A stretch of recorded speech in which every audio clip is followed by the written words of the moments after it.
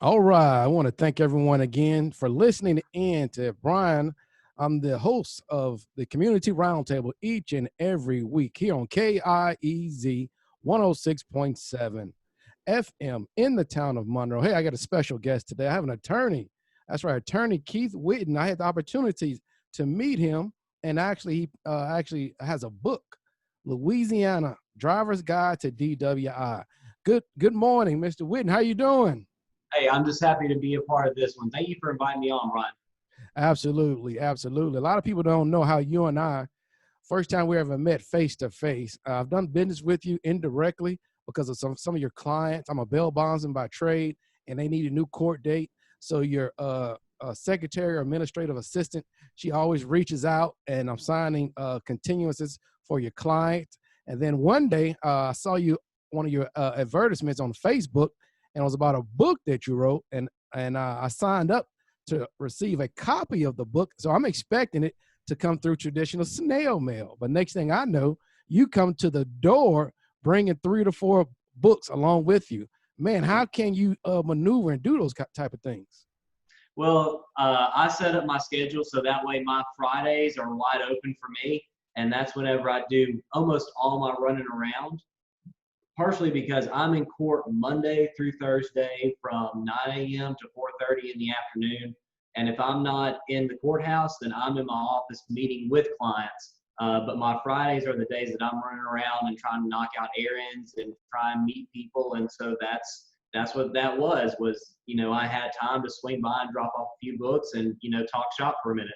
Okay, sounds good. We definitely appreciate it. So what we're doing is just introducing the community to who you are, because everybody doesn't go to court. But in the event, if someone does find themselves in a compromising situation, especially dealing with this situation, DWI, I'm just thinking about it, how we've been on lockdown for a period of time, and sometimes we just want to uh, rest and also relax. And we may have a drink or two, and before we know it, if we indulge in a little bit too much and we get stopped, like to just converse about DWIs because that could seem to be very traumatic when you have a police officer pulling you over, because I can imagine what I would do without a driver's license. So tell me, Yeah. what was your motivation for writing the book?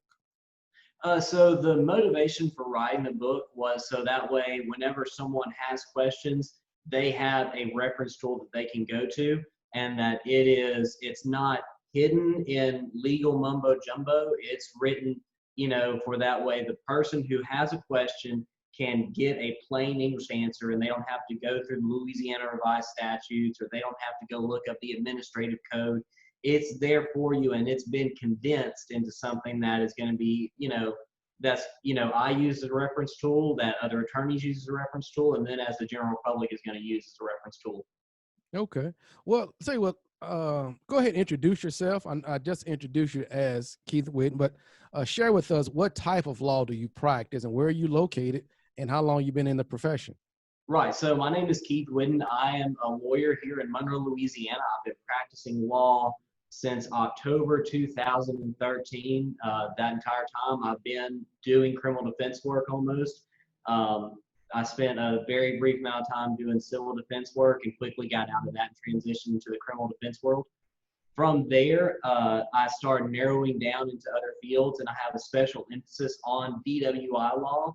I like to tell people that it's because I get to play the mad scientist, because there's so much science and biology and anatomy and even psychology that goes into a DWI stop, and I'm sure we're going to talk about later. But I get to play mad scientist or the mad doctor whenever I get these DWI cases with, whether it be the officer that's making the arrest, or the, machine that is reading your blood alcohol content. But in addition to being, a specialist in DWI, my office handles everything from marijuana to murder. So whether it be the simple possession of marijuana case where, you're picked up or someone finds this on you, and you're arrested for a little bit of marijuana, all the way up to, serious murder cases, armed robbery, sexual assault. We handle that entire gamut of cases, and we have a case in all those areas. Like I said, from misdemeanor marijuana to, we've got quite a few attempted murder and murder cases in the caseload right Okay, so you cover everything across the board. now. Where are you Yes. located? Located downtown Monroe, 101 Wood Street. So I'm looking out my window right here, and I can see the corner of the parish courthouse. Okay. Okay. Sounds pretty good. So, criminal justice across the board. Now, you said simple marijuana. Is that still a violation, or it's still illegal in Yes. Louisiana? So possession of marijuana less than 14 grams is punishable by a fine of not more than $350 and not more than 15 days in jail.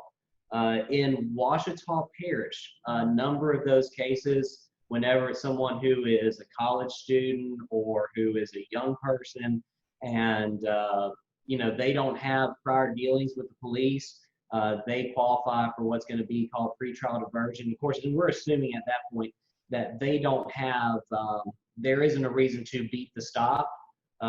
So the police are going to make the stop, whether it be on the street or in a vehicle. And assuming that there is a legitimate stop and that we're not challenging the stop or the reason for the search, then we're going to look into alternatives, whether that be pretrial diversion or getting expungements for things like that for people that basically, for lack of a better word, are stuck with the charge. So, but yes, possession of marijuana in the state of Louisiana is still a crime. Okay. So when the police stop an individual and they make an arrest, that doesn't mean that you're automatically guilty, does it? Absolutely not. I'm a firm believer in innocent until proven guilty. It's in our Constitution. Our founding fathers believed in it, and I do too. Okay, well, let's break this down about the DWI, because I read through the book. It's a real nice book. It's an easy read. Thank And you. I got a couple of questions down here. Now, I've gotten people on bond for DWI, first, second, third. This is something I really didn't know because I didn't really dive into it. That once you're, I guess you've blown over the legal limit. So explain to her, Yes. what is the legal limit, what is excessive, and what is under. Right. Okay, so in the state of Louisiana, the legal limit, if you will, that's whenever you actually option to blow the intoxilizer. And OCC, Richwood Correctional Center, well, actually, I'm sorry, they aren't taking people to Richwood anymore. And OCC, Monroe PD, West Monroe PD, they have in their station the Intoxilizer 9000. It's nothing more than a machine with a computer that we don't really know how it works, because the people that make that machine don't want to tell us how it works or how their equations work or what their formulas are. But anyway, you blow into the tube of that machine for so long, and then officer's telling you to blow and blow and blow really hard. We'll talk about why they do that if you want to later, but you're blowing into that machine for this amount of time, and that machine spits out a number. If the number the machine spits out is decimal 0.8 or higher, then you're considered to be over the legal limit. Whenever you have that decimal 0.8 or higher, you have now given the state one piece of evidence that they can use to seal a conviction for you, because once they have that number, it's very, very hard to beat that number, because then I'm relying on that machine and I've got a way to undermine that machine at trial. And it's very difficult to cross-examine a machine and undermine it. So that's when you start looking at things like service records, repair records. Was it certified within the statutory time as an Intoxilizer 9000? Was, things like that go into maintaining these machines. And if that machine checks out across the board, more often than not, we are stuck with that number that is 0.08 or higher. So, which leads me into my slogan is always, don't blow it. Don't blow it. Don't blow the machine, and don't blow your defense. Yeah, don't blow it. So. Okay, interesting. Well, I'm just thinking about, what if you have a young lady, body weight, she's 5'4", body weight is 190 to 100 pounds. They have someone like me, 5'8", 230. Can we both have 2 drinks and still blow the exact same amount? Absolutely not. Because of the way that our bodies work, it's not possible for that young woman. For her to get to a 0.08 may only take 1.5 standard drinks. And standard drinks is a term used by the National Highway and Traffic Safety Administration when they're creating their training and things like that, and they're testing their machines and testing their roadside test. They use this standard drinks measurement. So the woman that you're talking about may only take 1 or 1.5 standard drinks on an empty stomach to get to that level, whereas you on an empty stomach, it may take you 3 standard drinks to get to that, to 0.08. And Okay. then, but if we start adding in variables about, well, did she drink 1.5, or do you drink, 2 drinks, 4 drinks over 2 hours time or over 20 minutes time? Did you have a cheeseburger with it, or did you drink on an empty stomach? Are you on a special diet? Are you a diabetic? Things like that. All that stuff plays into how your body metabolizes and processes alcohol, and then how it shows up in your bloodstream or your breath. Interesting. Now, also, still focus on the DWI stops. The license revocation from the Yes. time you blow, because I saw in the book something about there's a 30-day driving permit. I wasn't aware of that. Can you break that down? Absolutely. So whenever you are arrested for a DWI, they're going to bring you into the station. They're going to tell you that, hey, if you don't blow the machine, we're going to revoke your license. What they don't tell you is that if you do blow the machine and it's 0.08 or higher, they're going to revoke your license. So whenever you go to the station, you blow, they're going to, and you're above 0.08, they are going to take your license from you and destroy it. And then you come to me and you say, well, I blew above 0.08 and they took my license. I say, okay, if you're a Louisiana driver, you have a 30-day window to ask for an administrative hearing. What I do in my office for every DWI case that qualifies is we ask the state of Louisiana and Baton Rouge for an administrative hearing, and they set a hearing date for us, whether it be 2 months out, 4 months out, or 6 months out. And in between that time, what that does is it extends that 30-day permit into, again, what may be a 60, 90, sometimes 180-day driving permits. That way my clients are still able to drive, go to work, and do certain things without having, without necessarily having SR22 insurance or an Intoxilock right off the bat. Okay. Now, in the event if a license after the 30 days, it is confiscated, is there a special license after the 30 days? So it's not so much a special license. You are issued a license with no restrictions, but it's actually called an endorsement. Just like you can get a bus driver or a commercial passenger endorsement. Okay. It's called an Intoxilock endorsement. So what that means that you have to have the Intoxilock or the ignition interlock system installed in your device, or installed in your phone, installed in your vehicle. Right. Before they will issue and provide proof of the same, before they will issue you your new license. Okay. I have heard of that. Okay. What about, you mentioned about the interlock, you mentioned about the refusal. Always remember, do not blow. Go talk to your lawyer first. The SR22, what is that?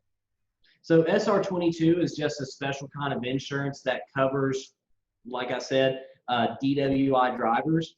Or people that are either have a DWI conviction or were recently arrested for a DWI.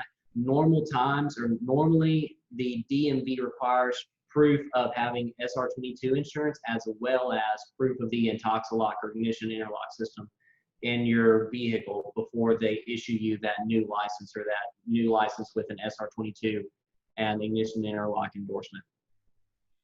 So let's talk about, in the event you blow over the decimal 0.08. Yes. How long do I have to go without a license? Again, you don't necessarily have to go any amount of time until we either have your administrative hearing or we dispose of your criminal case. Whenever you have a DWI, you now have 2 cases. You have a criminal case, which is going to be disposed of, whether it be Washita Parish or West Monroe City or Monroe City, whatever. And then you also have the administrative case, which governs whether or not you get to drive. Okay. The difference between those two is that, like I said, I can come in and I can extend your temporary license for a certain amount of time. The other thing that you can do is that if you don't have that license, or if we get to the administrative hearing and the license suspension is upheld, then you go to the DMV and they say, okay, we'll give you a license, but it has to be with an SR22 or an ignition interlock requirement, so you can do that. And then the third thing is that when you plead guilty to a DWI, your license is going to be suspended. But again, you can go to the DMV And if you have already done the SR22 and Intoxilock endorsement, then they may reissue you a license, or they may tell you to wait 30 days. That's normally what I've seen lately, is that there's about a 30-day prohibition from the date that you are convicted. So that is either the judge, jury finds you guilty, or you have admitted guilt or pled guilty before a judge to a DWI 1, 2, or felony DWI. Okay. So what would be the purpose of, outside of person being nervous, going to court by themselves, how can you really help a client out in those type of situations? So the big thing that I do is I prep every case like it's going to trial. The reason why is because I know that I uncover the most stones.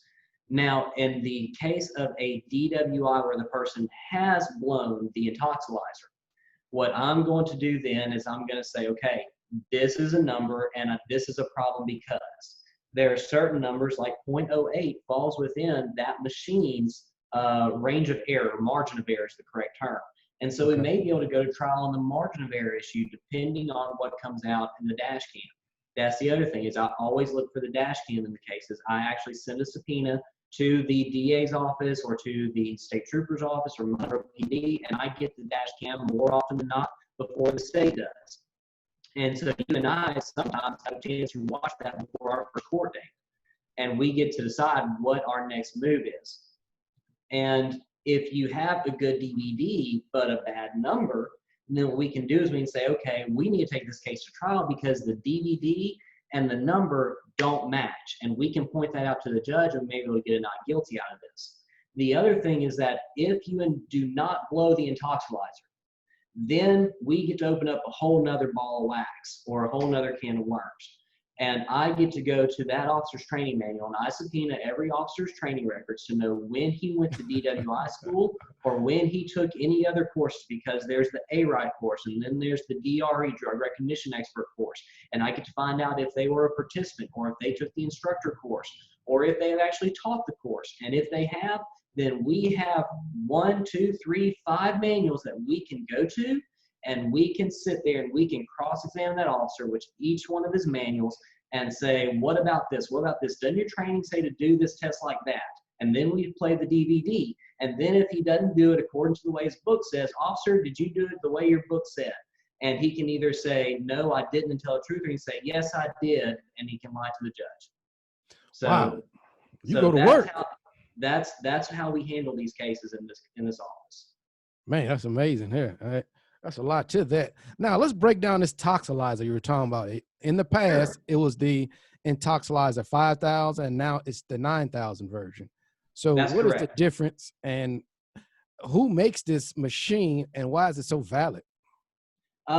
It's valid. I mean, I could go on a rant and just say that it's valid because no one wants to talk bad about Mothers Against Drunk Driving. I mean, that sounds like a super valid cause. That sounds like, are there mothers for drunk driving? No, of course not. But at the end of the day, Mothers Against Drunk Driving and the National Highway and Traffic Safety Administration have come up with these machines and written rules and regulations, and have actually changed the data as they go to fit their narrative.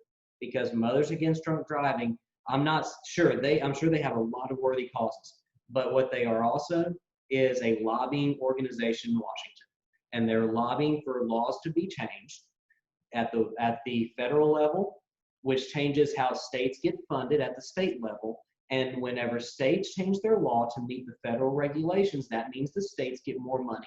The perfect example is that I forget, it was sometime in the 80s. The legal limit used to be 0.10, okay?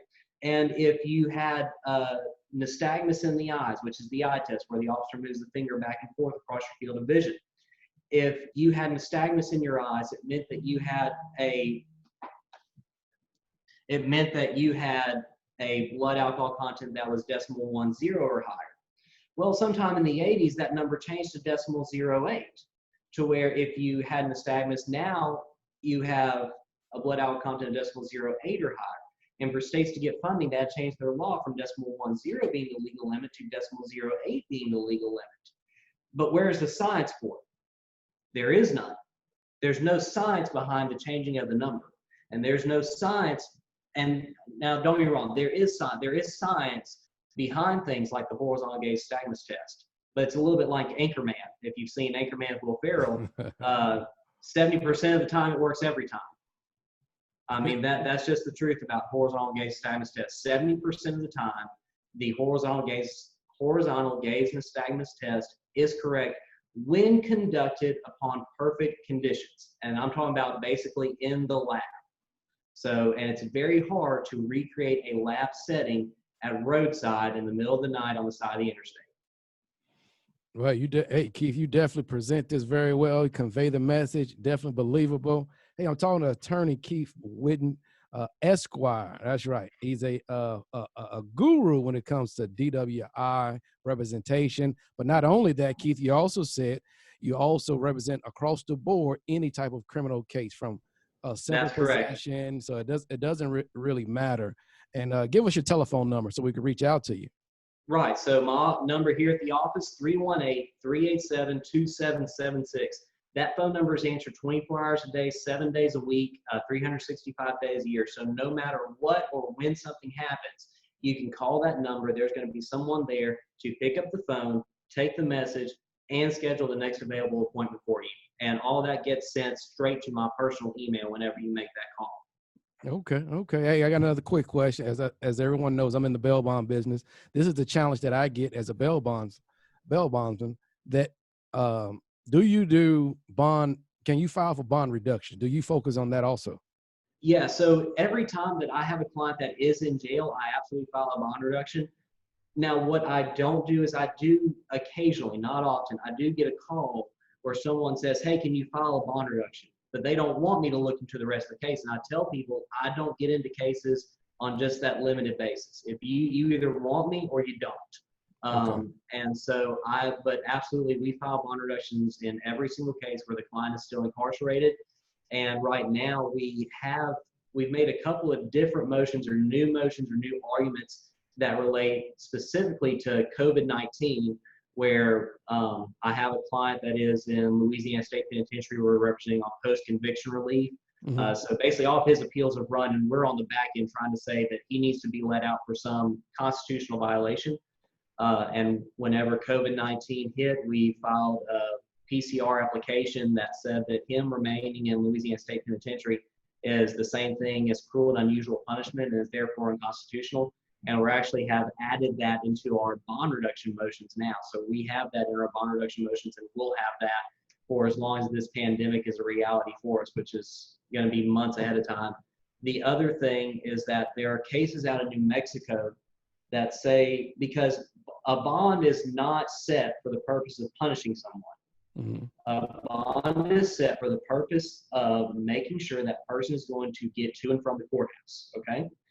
And there are numerous cases where, murder cases may be set at $2 million or $1 million. Same thing with sexual assault cases, especially if they involve children, $2 million bond. $2 million means, something different from me. It means something different for Bill Gates or Jeff Bezos, and it means something different from someone whose family is, has two parents at home that work minimum wage jobs or $15 an hour jobs. Right. So Bill Gates, if he's arrested and he has a $2 million bond, he's going to pay that $2 million in cash, and then he could very well just flee and you never see him again. Whereas $2 million for the rest of the world is going to be unattainable. So we are starting to make arguments along the lines of that bond should be set according to what the person can afford, just like it is for assignment of public defender counsel. So That's constitutional, isn't it? It hasn't been recognized constitutional by the United States Supreme Court. Now, there are cases that reaffirm the idea that yes, bond is not meant to punish someone; it's only to guarantee his or her presence in court. But as for saying that the bond amount should be relative to what he or she can afford or the family can afford, no, that's not something that's been adopted by the United States Constitution. It's something that has happened in New Mexico within the last 5 to 10 years. And Okay. so we're putting it into our bond reduction motions. I can't say that we've had any real traction from it, but we also haven't had any real hearings from it because of the fact that we've been our access to the courthouse has been limited somewhat. Now, all the credit to our judges and the clerk's office and everybody, because they have made huge strides with very little notice, and I think that they've done an excellent job about making sure that people's access to the courthouse and to the court system has not been significantly hampered. But sometimes it's more difficult to make these arguments like this, especially new novel arguments. So that you got to have a little bit more spirit in them, I guess. Yeah. That definitely makes sense. Well, Keith, I sure appreciate you taking some time out of your busy schedule. I know you have clients knocking at the doors. I'm gonna give you the last few words, but also you've already told us someone is going to answer your phone 24 hours a day. You gave us a physical location, but you got to let the people know that you are also open up to social media, because I hit you up on Facebook and within a couple of minutes you answered. So give them, how can they contact you through social media? Right. So you can contact us. Our Facebook is Whiddon Law Office, WHIDDON. Whiddon Law Office. We're on Facebook, so make sure that you go like and subscribe there. We are on Instagram and Twitter at the Whiddon Law Office. You're not going to see a whole lot of stuff on those two, admittedly, but on Facebook. And the other place is that I am on TikTok. You can see me on TikTok. I have more than 6,500 followers on TikTok now, and I am at LA_lawyer. So. All right, that's what I'm talking about. Stay on top of it, because we got to be able to communicate with you for sure. Right, and you can reach out to me on all those platforms. Every one of them goes straight to my cell phone. Whether it's a TikTok notification goes, I get the notification that bings on my cell phone. The Facebook bings on my cell phone. The Instagram bings on my cell phone. So you can reach out to me in all those ways, even if it's whether it's by the telephone number or social or email. All right, I sure appreciate you again. Is there anything else you want to drop with us before we get out of here? Yeah. So again, don't blow it. That means whenever that officer says, you need to blow the intoxilizer, you have the right to refuse. But I thought you had to. If they, I thought you had to blow. No. You have the absolute right to refuse to blow the intoxilizer. 110%. The officer going to tell you, well, we're going to suspend your license. Well, guess what? If you blow over the legal limit, your license is going to be suspended anyway. So I'd rather you not blow that machine and be without a license for a little bit, but give me a better chance to beat your case. Because again, if you blow that machine and it's over, then I've got to find a way to make that machine talk back to me. But the thing is that machines don't like to talk back very often. So don't blow it. That means don't blow the intoxilizer. But it also means don't blow your defense, okay? Talking to the officer rarely bodes well for my clients. You have no requirement to talk to the officer outside of giving him your identifying information. You must give him your name and social security number and birthday. But other than that, you have no requirement to talk to the officer about his case. Whether or not he gives you Miranda warnings, whether or not he tells you what the reason for the stop is, give him your name, identifying information, be polite and courteous. And if he asks you to step out of the vehicle, do that. Follow the officer's commands, but you do not have to answer any questions about where you're going, where you've been, what you've been doing, or who you've been doing it with, okay? Name, birthday, social security number. Officer, you need me to step out of the car? Okay. Where have you been? Where are you going? Officer, I'm not interested in discussing my day. So don't blow it by talking to the cops about the details of anything that may be going on, and don't blow it by blowing the intoxilizer. All right, well said. You definitely need something to fight for, and if you give it all up, it reduces it. Not saying you can't do anything, but think first and don't blow. Yep. All right, Keith, I sure appreciate your time today. All right, I enjoyed it. Thank you so much. We can do it again sometime. Absolutely.